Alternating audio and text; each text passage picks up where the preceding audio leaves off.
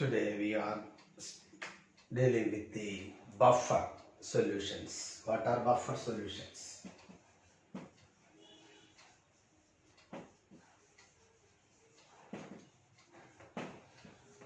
What are buffer solutions?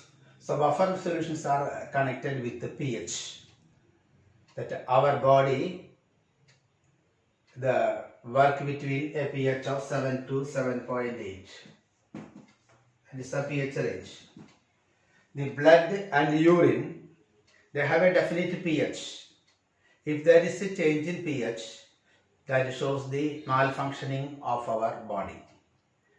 The blood pH is maintained by a buffer, carbonate and bicarbonate, that is carbonic acid and bicarbonate that present in the blood keep the pH of the blood between 7 to 7.8.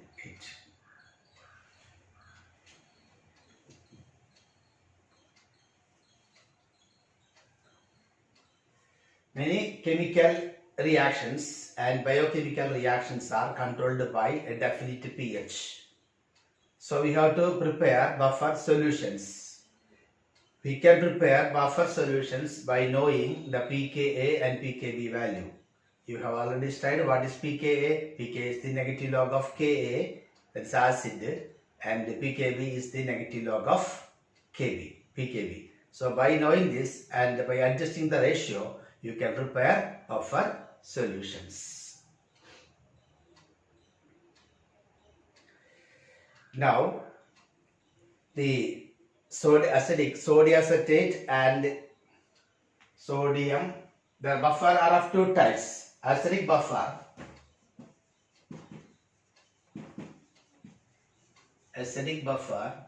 that is a solution of acetic acid plus sodium acetate. That is a acidic solution of sodium acetate and acetic acid, and that has a buffer of pH of 4.75. Sodium acetate, acetic acid, that has a pH of 4.75. And basic buffer,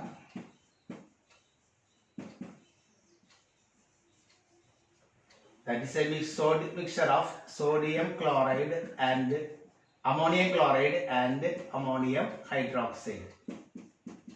Ammonium chloride and ammonium hydroxide mixture, and that has a pH of 9.25. So you have to study what is a buffer solution. A buffer solution is a solution which resists the change in pH when small amount of acid or base is added to it. When you add small amount of acid or base into buffer solution, the pH will not change. That will keep a constant value, and such solutions are called buffer solutions.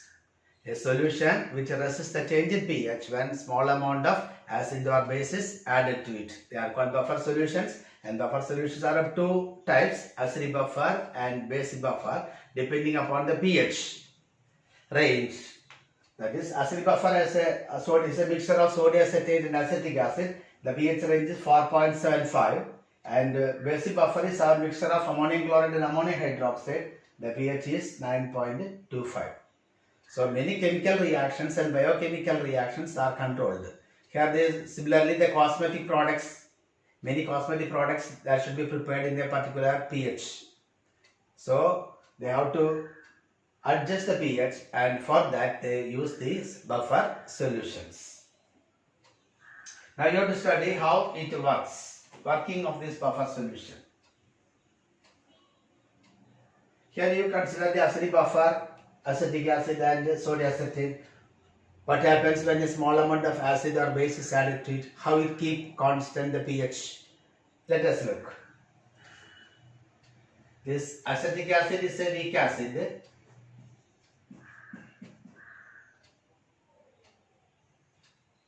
And sodium acetate is a salt form, so strong base and weak acid. So sodium acetate dissociates into acetate ion and sodium ion, while acetic acid is a weak acid. It is dissociated to give acetate ion and H plus ions. So that is the mixture of buffer solution containing sodium acetate and acetic acid. So what happens when you add small amount of acid to this buffer solution?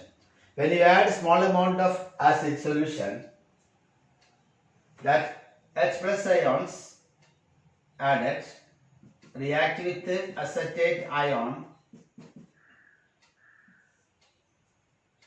converting into weak acetic acid, undissociated acetic acid.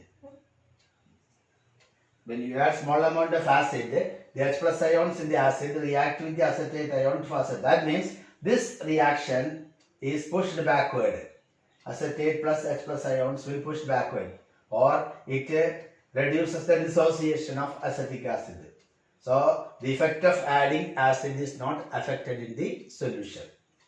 When you add acid H plus ions, that H plus ions react with acetate ion to form undissociated acetic acid. That is, this reaction is reversed, forced to reverse. So small amount of the acid we are added is utilized, or that has no effect on the solution. Similarly, what happens when a small amount of base is added? When a small amount of base is added, base will contain OH minus ions. That will combine with the H plus ions.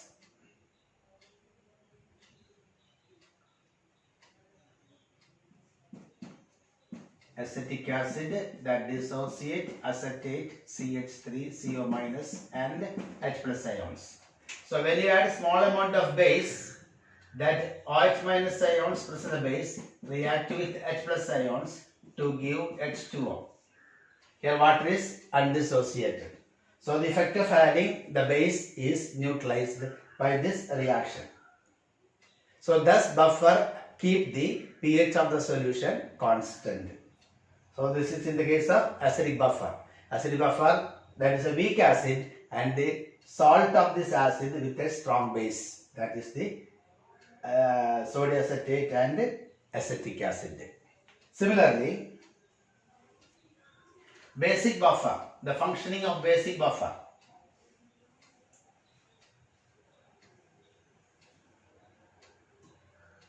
Basic buffer, that is a mixture of ammonium chloride is a strong, so dissociate to give ammonium ions and Cl minus ions. Ammonium hydroxide is a weak base, so it partially dissociate to give ammonium ions and OH minus ions. That is the basic buffer.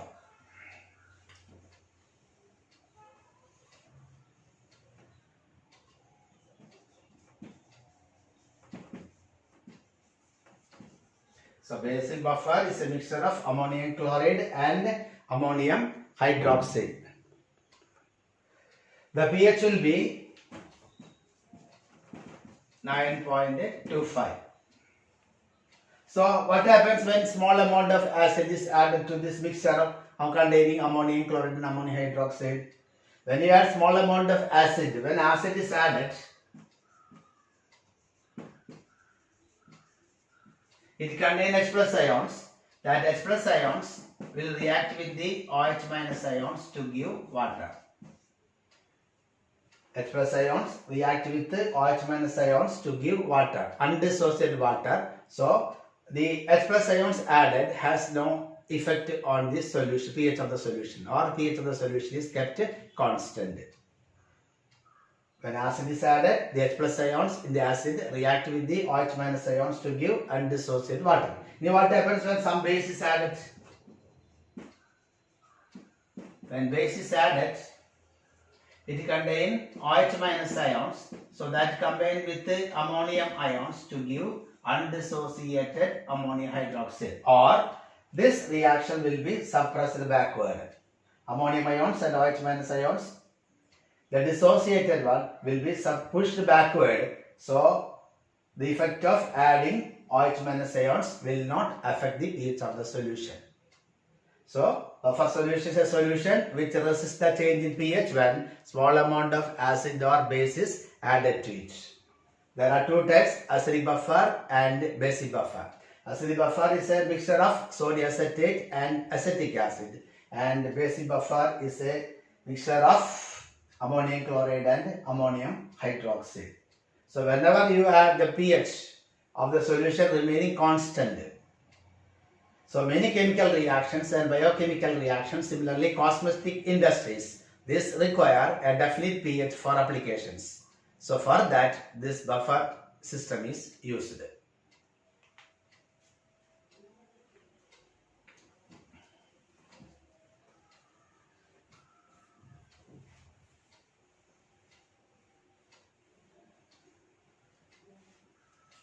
So next we are dealing with the common ion effect.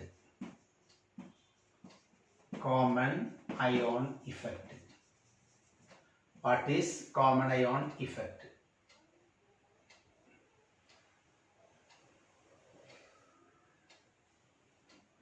Common ion effect is the suppression of the dissociation of a weak electrolyte by the addition of a strong electrolyte which is having a common ion. Common ion effect is the suppression of the dissociation of a weak electrolyte by the addition of a strong electrolyte which is having a common ion. So this is very important in industrial processes. Similarly, salt analysis process, this common ion effect is applied. For example, during salt analysis, that is during the first group analysis, we are using hydrochloric acid. Dilute HCl is the reagent used for the first group analysis. First group. Dilute HCl is added. Then coming to second group. Second group analysis.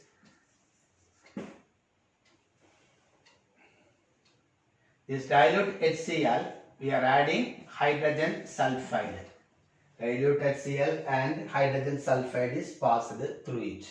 Second group will be copper, cadmium, etc. That will be precipitated as their sulfides. Here for the second group analysis, we require only small amount of sulfide ions. That means we have to suppress the dissociation of hydrogen sulfide. So what happens when HCl is added first? HCl when added first dissociate to give H plus ions and Cl minus ions. And coming to hydrogen sulfide, it dissociate into 2H plus ions and H2. We require only small amount of sulfide ions. So we are already added HCl which contain H plus ions. So that suppress the dissociation, or this reaction will be pushed backward. That means small amount of sulfide ions will be available. So only second group metals will get precipitated by the addition of hydrochloric acid. So when you add hydrochloric acid first, then you pass hydrogen sulfide, then small amount of sulfide will be available, only second group metals will be precipitated. Then another example is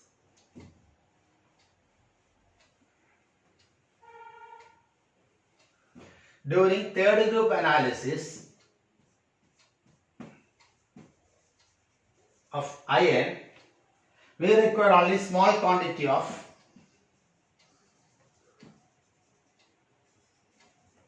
OH minus ions. The reagents we are used is ammonium chloride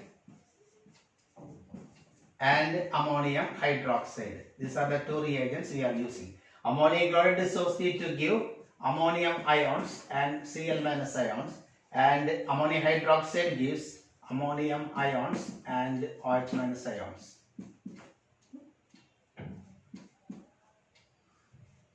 So here what happens when you add ammonium chloride first? When you add ammonia, that's a strong reagent, it dissociates completely. So there is available of ammonium ions in the solutions. Then you are adding ammonium hydroxide. Third group require only small quantity of OH minus ions. So we have to suppress the dissociation of ammonium hydroxide. So ammonium is already present here. So that suppress the dissociation of ammonium hydroxide. So only small quantity of OH minus ions are available, and third group metals iron will be precipitated, aluminium etc. They are get precipitated only at when you add small ammonium chloride and ammonium hydroxide. Here one thing is, if you add ammonium hydroxide first, then it will precipitate the fifth group element also, if it contain, because availability of OH minus ions is excess. So to suppress the ammonium hydroxide, we are adding ammonium chloride. Ammonium chloride suppress the dissociation of ammonium hydroxide, and we get only small amount of OH minus ions. So this aluminium belong to third group, they get iron, aluminum etc. They get precipitated. So these are this is common ion effect. So what is common ion effect? It is the suppression of dissociation of a weak electrolyte by the addition of a strong electrolyte which is having a common ion.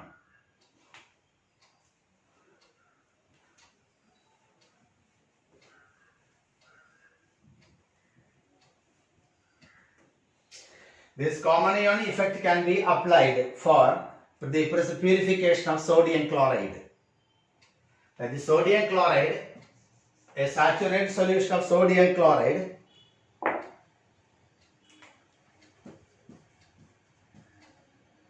that will give Na plus ions and Cl minus ions. So through the saturated solution of sodium chloride, we are passing hydrogen chloride gas. HCl gas is passed through solution, sodium chloride solution. So here the sodium ionic product, sodium ions into Cl minus ion, that is the ionic product. That ionic product exceeds solubility product and sodium chloride will get precipitated. Here ionic product exceeds solubility product.